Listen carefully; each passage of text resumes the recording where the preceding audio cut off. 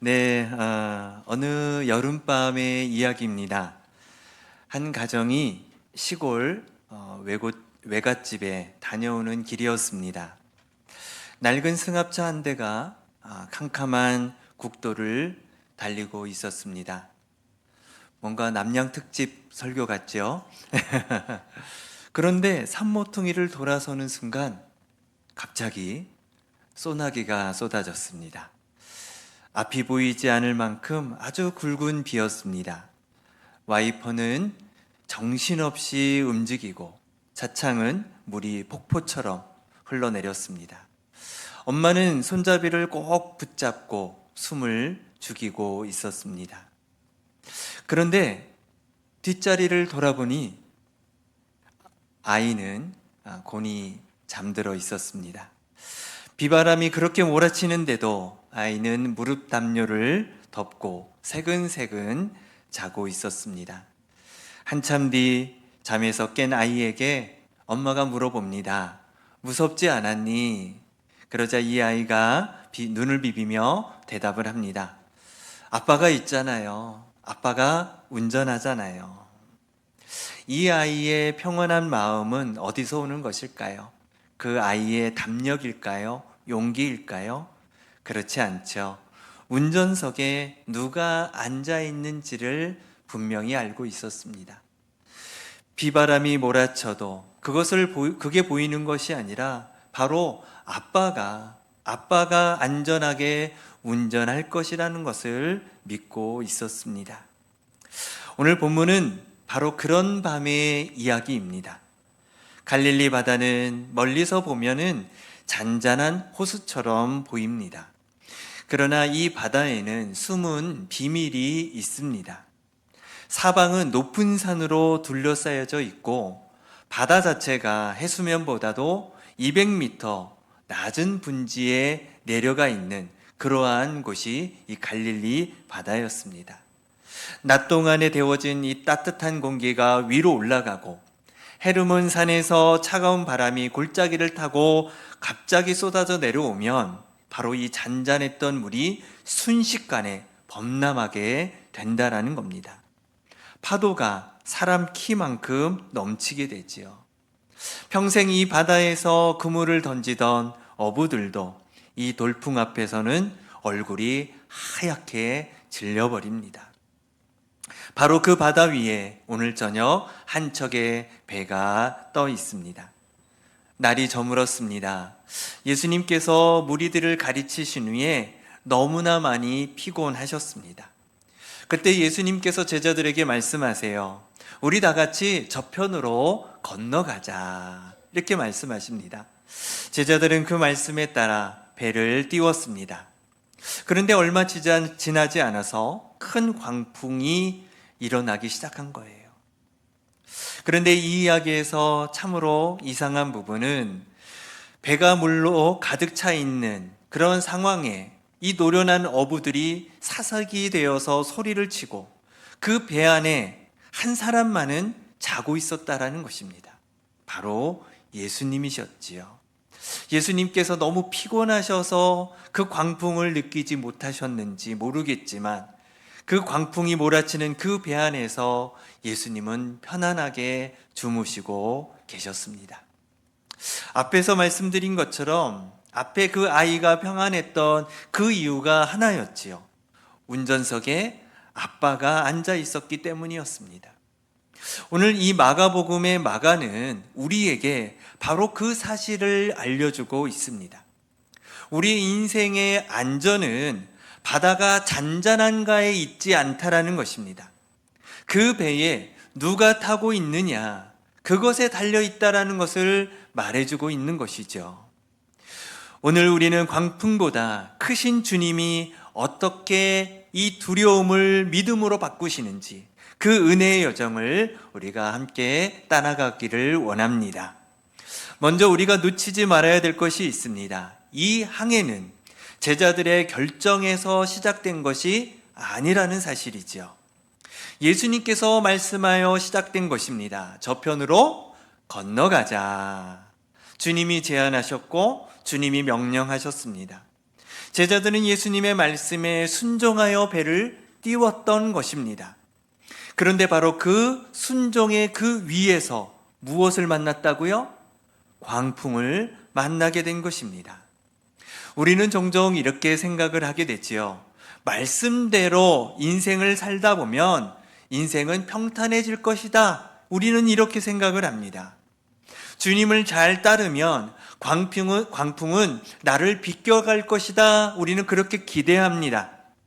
그래서 어려움이 닥치게 되면 우리는 이렇게 질문을 하게 되죠. 내가 무엇을 잘못했기에 이 일이 일어나는 것인가? 주님 말씀에 순종하며 살았는데 왜 우리 가정에 이런 어려움이 닥치는 것인가? 그런데 오늘 본문은 다르게 말씀하고 있습니다. 제자들은 순종했기 때문에 그 바다 위에 있었습니다. 그 말씀을 따랐기 때문에 광풍을 만났던 것입니다. 성경은 이 진리를 여러 번 보여주고 있습니다. 창세기의 요셉을 우리가 알고 있지요. 요셉은 아버지 야곱에 따라 형들이 무엇을 하고 있는지 보고 오라. 그래서 형들을 향해 갔습니다. 단지 옳은 일을 행했을 뿐입니다. 그런데 형들이 구덩이에 던져놓고 애굽으로 팔았습니다. 또한 애굽에서 하나님의 말씀에 범죄하지 않고 살았는데 억울하게 감옥에 갇히게 되었습니다. 다니엘은 어떻습니까? 예루살렘을 향한 창에 하루에 3번씩 기도를 드렸습니다. 하나님을 경외하는 그 마음으로 드렸습니다. 그럼에도 불구하고 어떻게 되었습니까? 사자굴에 던져지게 되었지요. 사도 바울은 어떻습니까?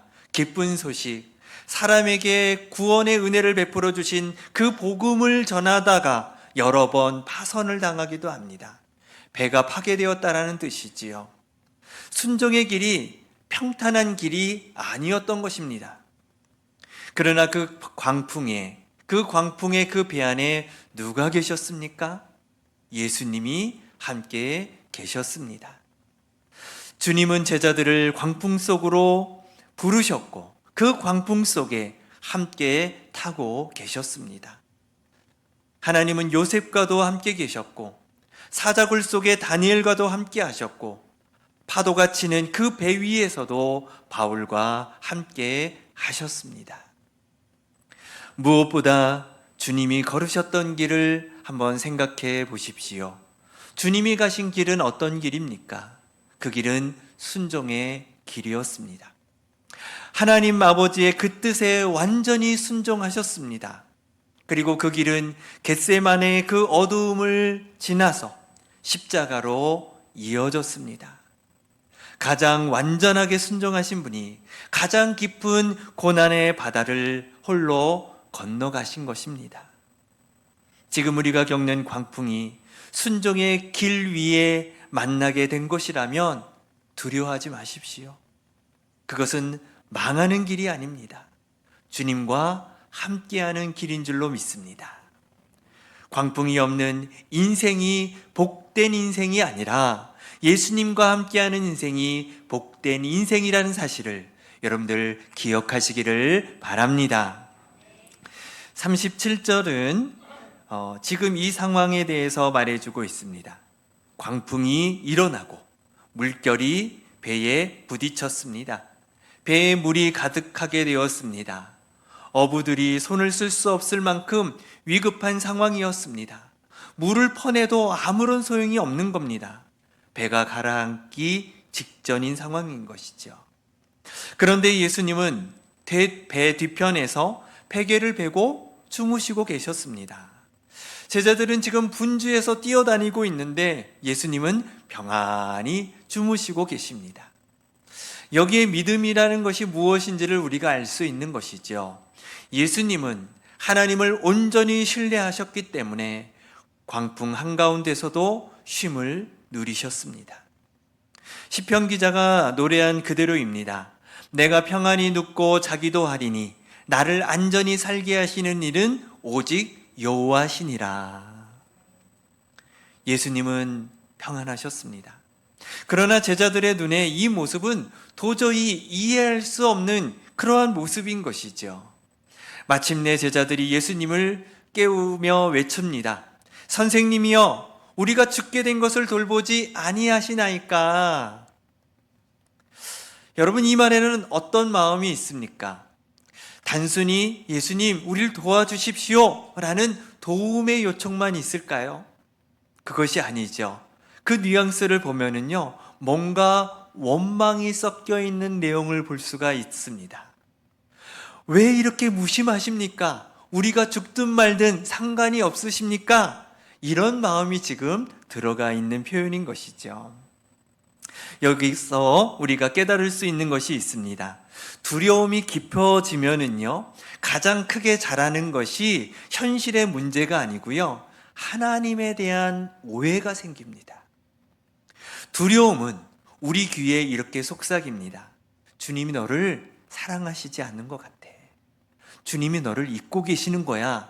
주님께서 너 내버려 두고 있는 거야. 광풍보다 무서운 것은 이 거짓말이 우리 마음을 사로잡게 된다는 것입니다. 여러분, 생각해 보십시오. 예수님께서 함께 있는 그 배에 지금 배가 가라앉으면 누구도 함께 가라앉는 것입니까? 예수님도 가라앉게 되는 것입니다. 주님이 타신 배는 결코 침몰할 수가 없습니다. 그러나 두려움에 사로잡힌 제자들은 그 사실을 볼 수가 없었습니다. 우리도 그렇지 않으십니까? 기도하다가 또 우리가 예배 드리다가 이런 마음에 빠질 때가 있습니다. 하나님, 왜 제 기도는 들어주시지 않으십니까? 왜 저에게는 아무런 변화가 일어나지 않습니까? 왜 하나님 침묵하고 계십니까? 그러나 복음은 이 오해를 산산히 깨트리고 있습니다. 돌보지 아니하시나이까, 이렇게 원망하는 그러한 제자들의 목소리를 들은 예수님께서 나중에 어떻게 하셨습니까? 제자들을 위해 자기 목숨을 내어 주셨습니다. 십자가는 바로 예수님의 대답이었습니다. 내가 너희를 돌보지 않는다라고 생각하느냐? 봐라, 내가 너를 위해서 죽기까지 너를 돌보고 있다. 할렐루야. 그렇습니다. 주님은 죽기까지 우리를 돌보고 계십니다. 로마서에서도 이렇게 선포합니다. 자기 아들을 아끼지 않으시고 우리를 위해 내어주신 하나님께서 어찌 그와 함께 모든 것을 우리에게 주지 않으시겠느냐. 아멘이십니까? 그렇습니다. 아멘입니다. 주님이 조용하실 때에도, 주님이 주무시는 것처럼 느껴질 때에도 주님의 사랑은 결코 잠들지 않습니다. 두려움은 주님을 오해하게 만듭니다. 그러나 십자가는 그 오해를 영원히 지워버린다라는 사실을 여러분들 기억하시기를 바랍니다. 마침내 예수님께서 일어나셨습니다. 그리고 바람을 꾸짖으시고 바다를 향해 말씀하셨습니다. 잠잠하라, 고요하라. 그러자 바람이 그치고 바다가 아주 잔잔해졌습니다. 예수님은 오랜 씨름을 하지 않으셨습니다. 도구를 쓰거나 주문을 외우시지도 않으셨습니다. 그저 한마디만 말씀하셨지요. 그 한마디에 광풍이 무릎을 꿇었습니다. 이것은 창세기의 천지창조를 생각하게 하는 것 같습니다. 하나님께서 뭐라고 말씀하시죠? 빛이 있으라. 하나님의 그 음성 한마디에 이 모든 세상이 창조되었습니다. 마찬가지로 이 배 안에서 그 하나님이신 예수님의 음성이 울려 퍼진 것이지요. 시편 107편 29절에서 이렇게 노래합니다. 광풍을 고요하게 하사 물결도 잔잔하게 하시는 분이 오직 여호와시니라. 이렇게 고백합니다. 그런데요, 주님은 바다를 잠잠케 하신 다음에 제자들에게 물어보고 계십니다. 어찌하여 무서워하느냐? 너희가 어찌 믿음이 없느냐? 이렇게 말씀합니다. 어찌하여 무서워하느냐? 너희가 어찌 믿음이 없느냐 이렇게 지금 말씀하고 계십니다. 오늘 이 말씀이 오늘날 우리에게 던지는 메시지입니다. 너무나도 중요한 질문인 것이죠. 이 질문 앞에 우리는 어떻게 대답을 해야 되겠습니까? 주님이 찾으시는 것은 두려움이 사라진 상황이 아니었습니다. 두려움보다 큰 믿음이지요. 문제없는 인생이 아니라 문제 속에서 주님을 신뢰하는 마음이었습니다. 주님은 우리의 삶의 광풍을 잠잠케 하실 수 있는 분이십니다. 그러나 주님이 더 귀하게 여기시는 것은 바로 우리의 믿음입니다. 그래서 주님은 우리의 기도가 멈추지 않기를 원하고 계세요. 그 기도가 주님을 더 깊이 아는 자리까지로 우리를 인도하기 때문입니다. 광풍이 그치는 것보다 더 큰 복은 그 광풍을 통해 주님이 누구신지를 분명히 깨닫는 것이지요. 그런데 우리가 이 대목에서 반드시 보아야 될 것이 있습니다. 갈릴리 바다의 그 광풍보다 훨씬 더 무서운 폭풍이 있습니다. 그것은 우리 죄에 대한 하나님의 심판입니다. 그 폭풍이 갈릴리 언덕에서 예수님을 위해 모두 쏟아졌습니다. 요나가 폭풍을 잠재우려고 바다에 던져졌던 것처럼 예수님은 우리를 살리시기 위해, 우리를 모든 심판에서 건지시기 위해 하나님의 그 진노의 바닷속으로 스스로 던져지셨습니다. 십자가 위에서 주님은 홀로 그 파도를 다 맞으셨습니다. 그래서 우리를 향한 그 진노의 바다는 영원히 어떻게 되었습니까? 잠잠하게 되었습니다. 모든 심판에서 우리는 예수 그리스도로 인해 잠잠하게 된 것이지요. 이것이 하나님의 얼마나 큰 은혜입니까? 광풍을 잠잠케 하신 그 주님이 우리를 위해 친히 폭풍 속으로 들어가신 것입니다. 이 사랑을 알고 폭풍 속에서도 늘 주님을 신뢰할 수 있는 저와 여러분 될 수 있기를 축복합니다. 광풍이 멈춘 뒤 제자들이 심히 두려워 서로 이렇게 말을 합니다. 그가 누구이기에 바람과 바다도 순종하는가? 참 이상하지요. 광풍이 멎었습니다. 안심할 만한데 오히려 더 큰 두려움이 이 제자들에게 찾아온 것입니다. 그런데 이 두려움은 전혀 다른 두려움이죠. 앞의 두려움과 다른 두려움입니다. 앞의 두려움은 파도를 향한 공포였고 죽음에 대한 두려움이었습니다. 그런데 이 두려움은 하나님을 경외하는, 바로 예수님을 경외하는 그러한 두려움이었다라는 것이죠. 이분이 도대체 누구인가? 바로 이 질문 속에서 예수님이 하나님이시다라는 것을 이제 깨닫기 시작했다라는 것입니다. 잠언 1장 7절 말씀 너무나 잘 알고 계시는 말씀이죠. 여호와를 경외하는 것이 지식의 근본이다. 지혜의 근본이다. 바로 제자들이 지금 이 참된 지혜 앞에 놓여 있는 것입니다. 전라도 진도에는 울돌목이라는 좁은 바닷길이 있습니다. 물살이 어찌나 세고 거친지 그 소리가 마치 바다가 우는 소리와 같다 해서 붙여진 이름이지요. 옛 뱃사람들은 그 바다를 두려워했습니다. 그러나 이순신 장군은 바로 그 두려운 물목을 붙들었습니다. 사람이 무서워하던 그 바다가 도리어 나라를 지키는 자리가 되었던 것입니다. 우리가 두려워하던 그 자리, 우리가 답답해하던 그 자리, 그 자리만 생각하면 숨이 잘 쉬지 않는 그 자리. 하지만 하나님은 그 자리에서 하나님은 일하고 계셨다라는 것입니다. 오늘 본문도 같은 진리를 선포하고 있습니다. 아무리 울부짖는 바다라도 예수님 앞에서는 잠잠해질 수밖에 없습니다. 사람이 두려워하던 그 바다가 주님 앞에서는 고요히 잠잠해집니다. 그렇다면 참된 믿음이라는 것이 무엇이겠습니까? 바로 그것은 하나님을 경외하는 마음입니다. 하나님을 경외하는 마음, 하나님을 두려워하는 마음, 그것이 참된 믿음이라는 것이죠. 하나님을 크게 볼 때 세상의 두려움은 어떻게 보일까요? 작게 보입니다. 하나님을 두려워할 때 문제는 상대적으로 작아집니다. 사실 우리 마음은 무언가를 두려워하게 되어 있습니다. 문제는 무엇을 가장 두려워하느냐라는 것이죠. 환경을 가장 크게 두려워하면 우리의 마음이 흔들립니다. 그러나 하나님을 가장 크게 두려워하면 그 앞에서 세상의 모든 광풍은 작아집니다. 두려움의 중심이